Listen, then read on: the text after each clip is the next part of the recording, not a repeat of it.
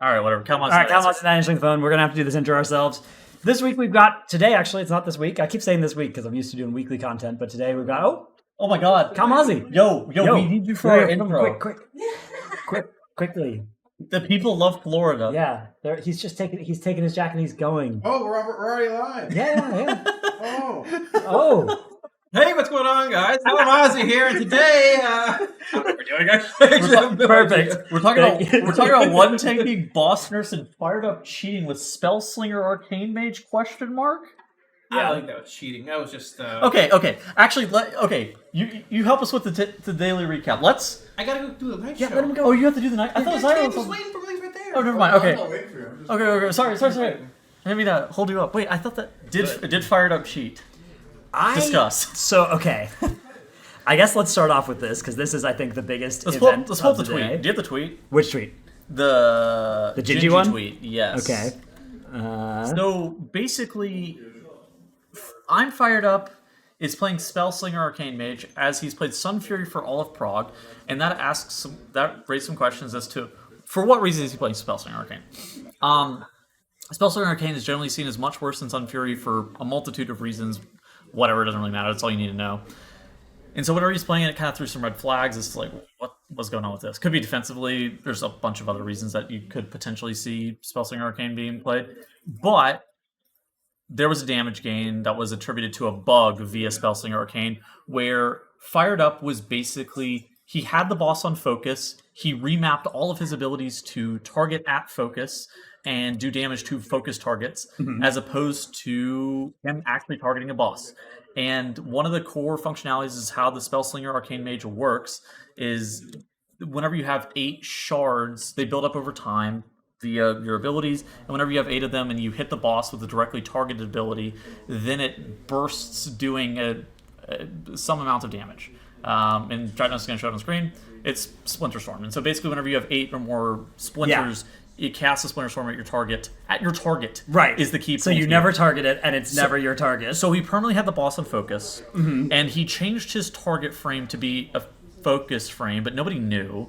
And then People found out pretty quick. Nobody knew immediately, right? Yeah. And then he was basically infinitely stacking Splinter Storm, and then would...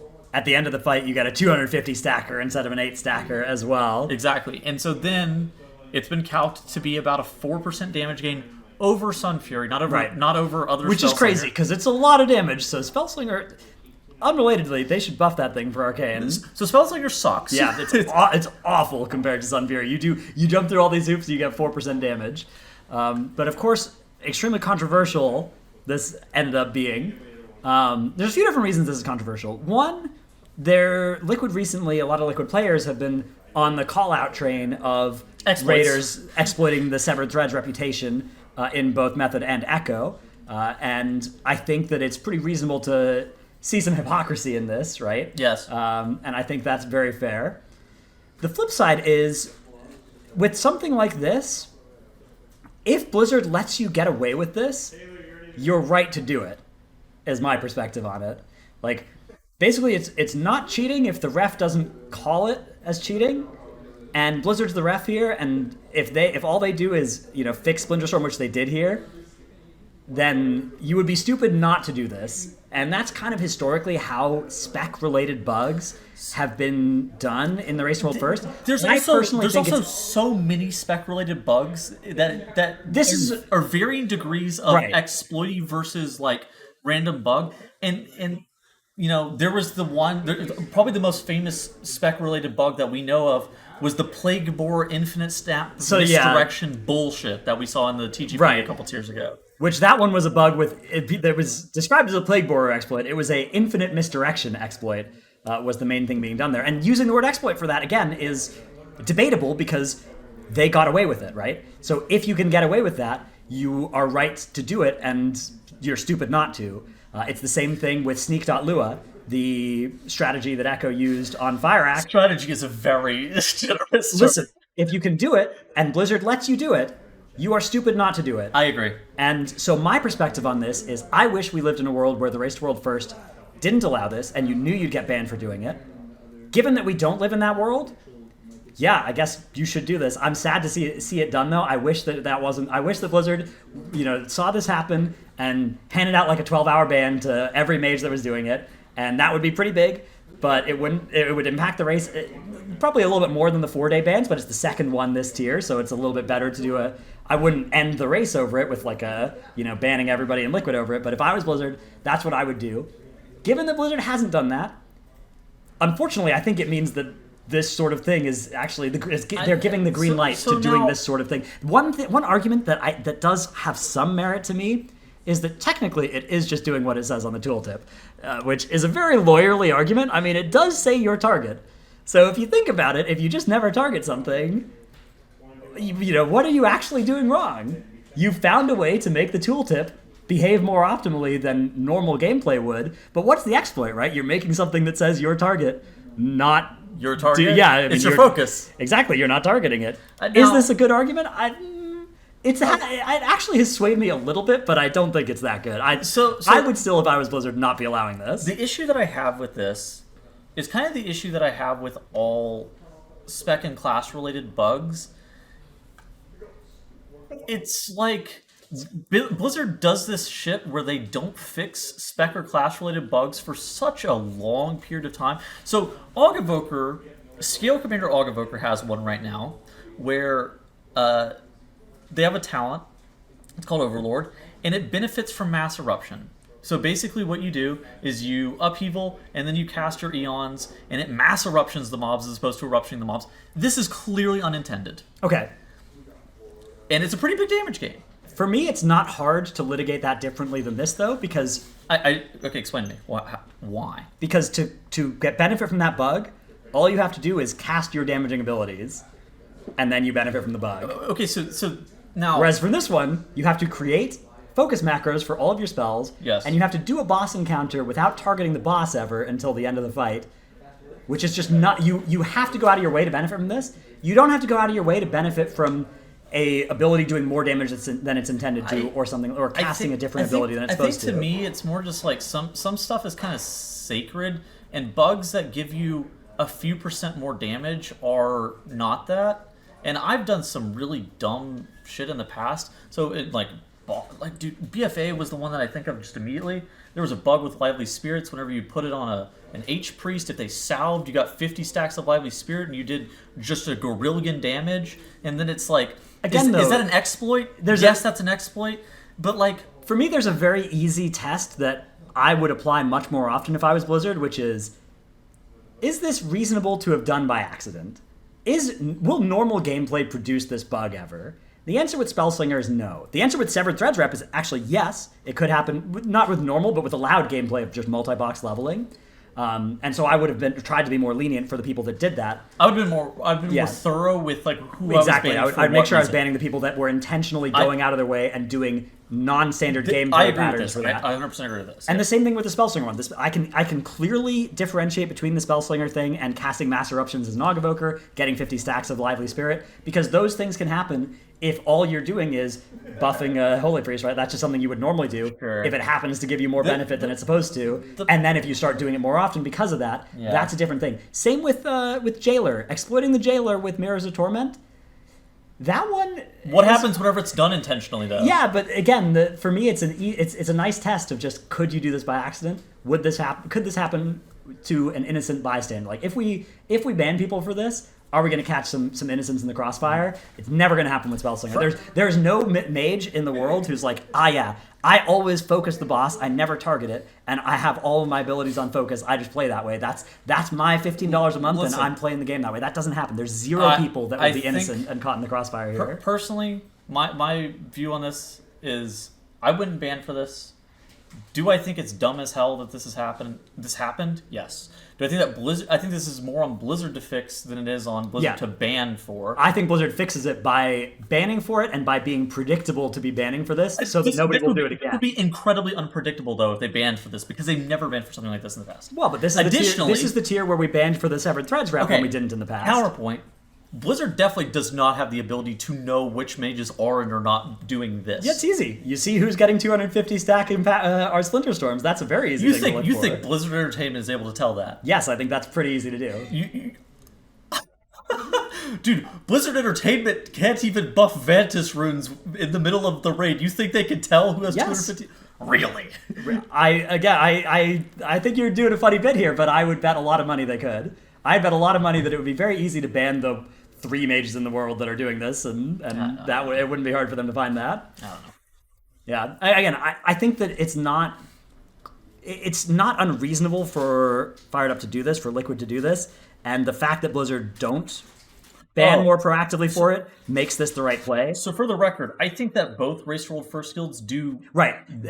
scummy bullshit all the time. Like, And they do the same. And so there's another argument that people make, which is, the fact they tried to hide this means they're guilty. And that's actually a stupid argument. they're actually trying to hide it from Echo. Right. They actually don't care about Blizzard knowing. They care about Echo knowing. Right. And so exactly. That doesn't prove guilt here or anything like that. I don't know. I wish that this, I feel like this is... We're reaching, dude. It continues to happen from both sides every single race, right? To where it's like, Liquid does the garbage with the Dream Warden's rep, and then Echo does the Sneak.Lua. I think the Sneak.Lua is by far the most egregious thing. I think that's the farthest I've ever... over the line for me as well. And then Echo does the Severed Thrusting, which I think is probably the least. Actually, no. It's a small amount of impact. Like in terms of how much benefit you get from it, it's less. So there are some people that like to judge these things based on like how much of a percent gain is this, right? Whereas I try to judge it by like, okay, how much of a clear exploit is this, or how much is this the kind of behavior that I would not want to have in the game? How much is this the kind of thing where I guess I view it as like how much of a gain it is, and I think that's maybe the problem that I view here. I think that there are people talking past each other with these things often. And I think that Fired Up is like, I look at this and it's pitched as, Fired Up got 4% damage, and I'm just like, okay. Yeah, I just wish this was the kind of thing where if you told a Race to World First raider like, oh yeah, you can change all of your spells to cast at focus and switch to a talent tree that's 30% behind to actually get a damage gain by doing this. I wish that was the kind of thing where they would instinctively react to this with like, if I do this, I'm getting banned. Because Blizzard has made that shift with account sharing, for instance, and with RMT, sort of. I guess Echo did admit to RMT after the shift and this happened and didn't get banned for it. But I'm going to say that Blizzard has very inconsistent policies with what they're banning for, and they're not. What you said is that they should be consistent, and I would argue that Blizzard is not very consistent. I agree with you, and it's very difficult to actually predict what's going to go on and what's going to just like flip that switch from Blizzard, and then they're going to ban for it. Yeah. And I think that to me is like the hardest part, because I agree that I don't think that people should just be blatantly and openly exploiting all the time. I think that's so stupid to me. Yeah. But it's also just like, I don't know. It's just like you never really know how Blizzard's going to react. Like the Psychic Link thing in Mythic Plus and the Torghast people in Mythic Plus, neither of those groups of people got banned. Like, why not? Yeah, that's way more egregious than this. Well, it depends on who's doing it, right? Like,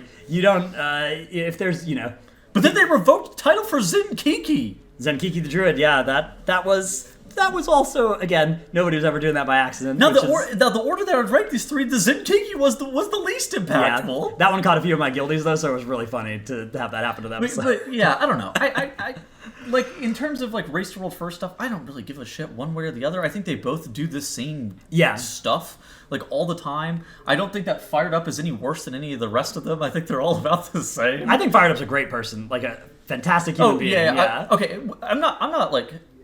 I think that there are people that cast moral aspersions on. Yes, that's the word I'm trying to. That's the point I was about to try to make. It's just like it has nothing to do with him as a person. Right. They're all just like this in regards to like how they're trying to optimize. And again, if the ref is letting it go, then you're just playing the rules of the game. If you go for it. I mean, they just got a yellow card. The bug got fixed. Right. Well, that's not a yellow card at all. Nothing bad has happened to you. Well, the yellow card. Whatever. I guess you would get a kick or a penalty kick. Yeah, you got a caution or something. Something that doesn't matter there at all. The ref just yelled at them from across the pitch. Yo, knock that off. Well, the thing is that there's not even any incentive to knock it off, right? Like the ref literally removed the overinflated ball and then didn't do anything about it, right? So whenever that happens, the incentive you're being given is you should do this every time you get to, and hopefully you kill the boss before we fix it, right? And that's, I think, an incentive that Blizzard should stop giving people, but it is the incentive they are giving them right now. And I had thought I'd hoped that the Severed Threads represented a change in general philosophy from Blizzard of we're going to run a tighter ship around these parts. And this now is kind of like, okay, I guess we're not, which I'm saddened by. But obviously from Blizzard's end, they don't want to affect Liquid and Echo both exploit Blizzard's desire to not intervene in the race with bans. And that they always push it because they know that at the end of the day, somebody at Blizzard is going to be given this decision, and they're going to chicken out of actually impacting the race.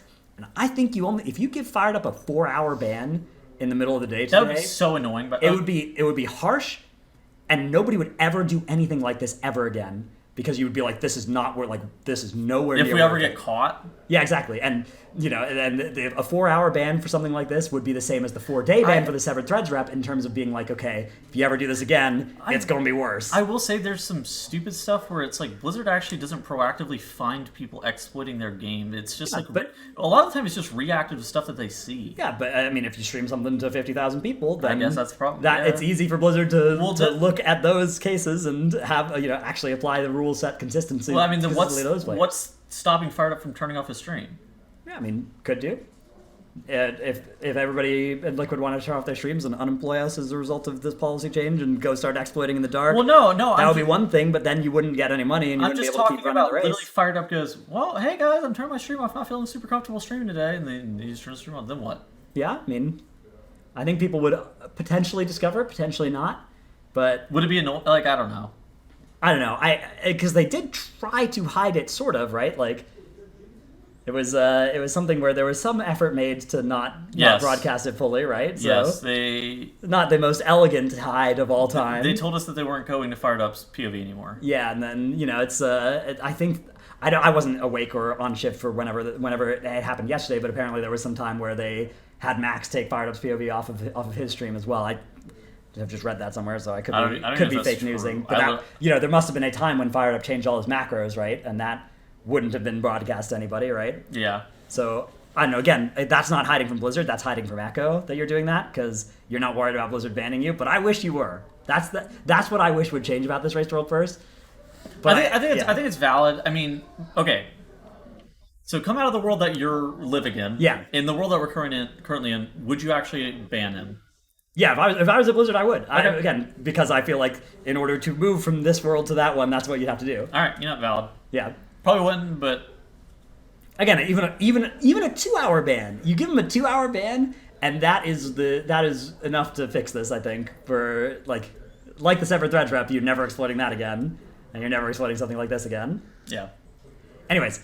It's an interesting discussion. It's led to a lot of vitriol online. People are weirdos about it. It leads to a lot of team sports stuff and a lot of like, oh, what about you guys? You did this first, and the hypocrisy arguments, and like, and both teams always feel justified in doing this sort of thing because they always can point to another thing that the other team did first, and then the team can look and point to another thing that the other team did first, and I don't know. Again, I feel like if you're attacking morality of players based on whether or not they choose to do something like this, it's definitely not a valid thing to do. The people's choices of what they're doing in game have legitimately nothing to do with their morality out game. Like, that's an insane assertion. Yeah, so I think that is something that I'm always sad to see whenever there is the exploit discourse. From some of the top minds on the internet. So. Yeah, I think Gingy's like a great person. Love him, yeah. I think Gingy's like a great person. He exploited the Severed Threads. Probably should be banned. Like, who cares? Yeah, exactly. And that's kind of where I leave my right. Exactly. Right? I love Fired Up. I love Gingy, and I wish they were both banned for the things they've done this tier. And if they hadn't been, I would say, okay, well, they were right to do it. And it's kind of weird that it happened to one but not the other this tier. But that's Blizzard, and the circumstances are different. But I would have banned Fired Up for doing the spell slinger thing if I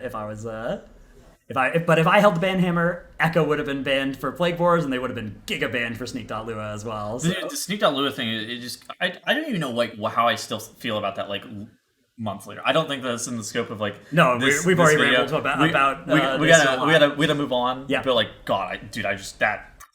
Anyways, it's I feel like this was kind of the big talking point of today because if you look at all the daily thread for the Race to World First, today's has a lot more comments than the other ones on Reddit, the competitive WoW subreddit, and this is the sort of thing that sparks discussion. So Let's talk about one Talk tanking. about it, but let's talk about the other stuff. Yeah. Okay, so basically, both Echo and Liquid at this point have swapped from a 2-tank strategy to a 1-tank strategy. Both of them have committed their Vantage runes. We are revving up basically for a second reset. We've talked about this for a couple days. The second reset's coming. Everybody's 1-tanking with a Guardian Druid, and they're doing weird shenanigans where they're APT and Soulstone rezzing over and over again to be able to reset the tank debuff, because basically now you went from playing this fight with 2 battle reses to 0 battle reses, and 2 APTs now to 1 APT maybe.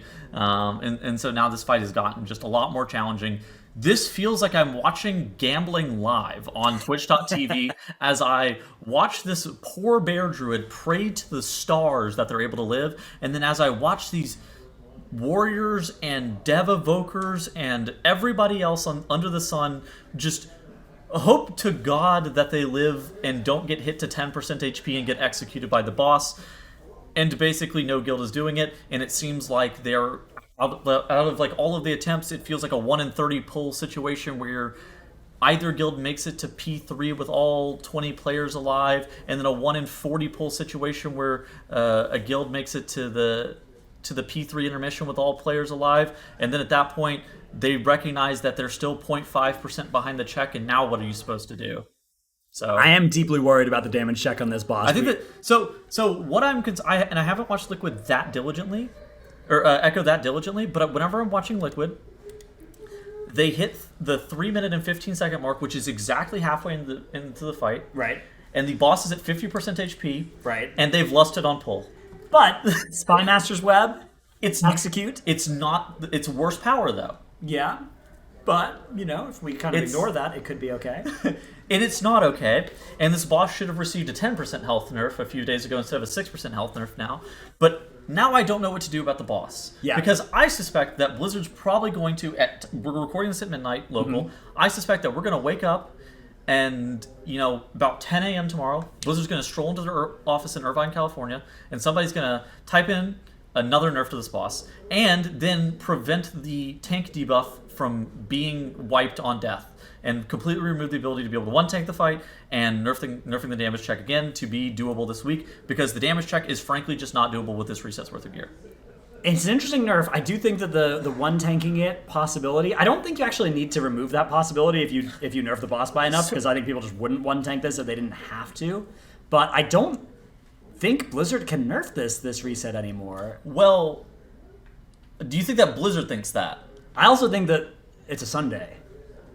Blizzard has worked on Sundays before for the race. Blizzard works every day of the week for the race. Yeah. So people like people like to think that but Blizzard, it doesn't fit my narrative. Yeah. People like to think that Blizzard doesn't care about the race.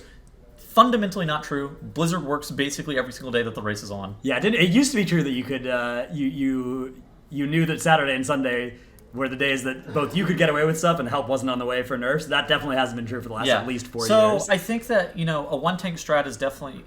Okay, it's from a Race World First viewer perspective, I think this is one of the coolest things that's ever happened. Yeah. I think this is a spectacular boss. If either Echo or Liquid could kill it, it would go down in Race to World First lore for like all time as one of the coolest things that's ever happened ever. This is like rarefied air, cool shit that happens in the Race to World It's First. basically a Halondrus level event in the middle of the raid that we've procced here, right? Like if you think about it in terms of a boss that's not one of the end bosses, having this level now approaching 15 hours of combat time for Liquid on it, Halondrus was like 18. Like we're getting there on that metric for this fight. I'm watching gambling. If it ends with a nerf, though, that is going to be bad. I think if it ends without a nerf, the players are going to complain, but so I think it will. I think the upside is that I think it will be much more historic if it doesn't get nerfed. So we have two opportunities. Okay, in my mind, we have two chances. One, the boss gets nerfed and gets killed this reset. Two, the boss doesn't get nerfed and it gets killed next reset. I think it's dying tomorrow for Liquid without a nerf. You think it's dying tomorrow for Liquid without a nerf? Yeah. If you could guarantee that, I think that we could maybe get away with Blizzard not nerfing it. I don't think it's guaranteed to die tomorrow without a nerf, but I think it is. That's my issue with it. I think it's at least 50% to happen, and I think that even if it doesn't happen, that it looks bad, but nerfing it looks worse. I feel like we're just gambling our pulls away and watching it just like. But the thing about gambling is that you do eventually win. That's right, everybody. That's my advice for. Don't say huh. That's how that works. You don't. It's like that meme. You don't want to be the guy who turns around right before getting to the diamonds. But my two POVs are either it goes to the reset, which in that case the race is completely equalized, or it gets nerfed, which in that case the race is completely equalized, and then the boss dies eventually anyways. And well, if it goes to the reset, it's not an equalized race situation. That's actually, you know what? That's a good point. The head start here's the thing. Gets re-added to the race. If the boss gets nerfed, Liquid's going to feel like they're slighted because they lost their entire advantage from Brood Twister on this boss. Right.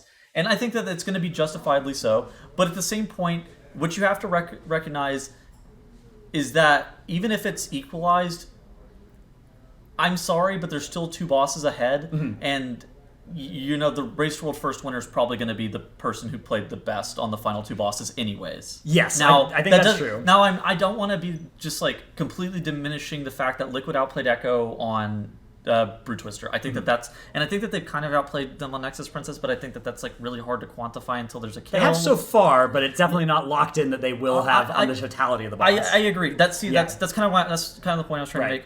But at the same point, like, dude, even if they nerf it, they're nerfing it to get them off this impossible-ass boss that they shouldn't have been pulling with this reset's worth of gear, basically. Yeah.